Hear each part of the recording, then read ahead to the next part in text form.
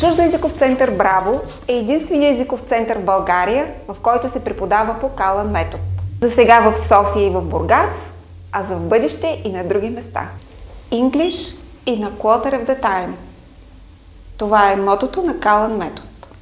Калън метод се състои от 12 нива, като се започна от първо ниво на абсолютно начинаещи до 12-то ниво, което отговаря на C1 от Европейската езикова рамка. Is a village larger than a city? Is a village larger than a city?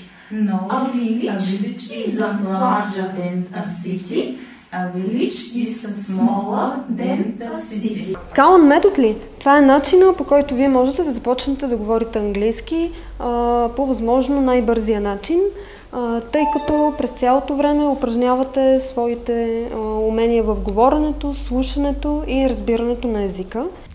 Калън метод ще преобърне вашите представи за изучаване на чужд език. Бързина на говорене, за да не се превежда. Използване на много съкращения.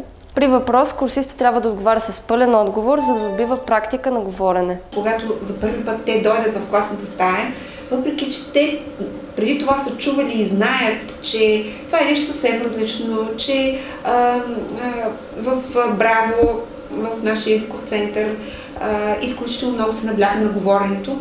В училище това не са го правили. Те са пишели постоянно граматично основно упражнение и като дойде тук, даже си имаме един курсист, който като дойде време за диктовката в час, защото ние естествено си я пишем, не само говорим, като дойде време за диктовката и малко има едно такова уф, защото не му се пише, той иска основно да говори. Чуждоезиков център Браво, добър ден! Да, кажете. За Бургас или за София се обаждате? За София, да. Най-вече исках да се науча да говоря на английски. Методът е много разнообразен, раздвижен. Времето минава много бързо, много лесно. Бих казала, че въобще не натоварва мен. Разтоварвам се тук. Много е интересно всеки път. Моето виждане е, че много бързо, такива като мен, с все пак по-големи, не в училищна възраст, все пак започващи от нулата, много бързо проговарят и много бързо започват да си борават и да си работят с език. Okay, is London a village? Is London a village? No, London isn't a village, but it's a city. Alright. Калън метод започва по принцип от 14 години нагоре, защото това е един метод, който първо е много бърз. При него няма картинки, няма такива неща, които биха привлекли вниманието на децата. Това е учебника, по който се учи по Калън метод. Ще кажете нищо особено, съвсем елементарна визия, абсолютно изчистен, няма картинки. Да, така е. Вътре също няма картинки. Но това е направено с цел да бъде всичко синтезирано точно и ясно. Картинките до някъде разсейват, а когато нещата са сложени точно, кратко и ясно, те много помагат в учебния процес. Простичко казано, Калън метод ви освобождава от психологическата бариера при говоренето на английски.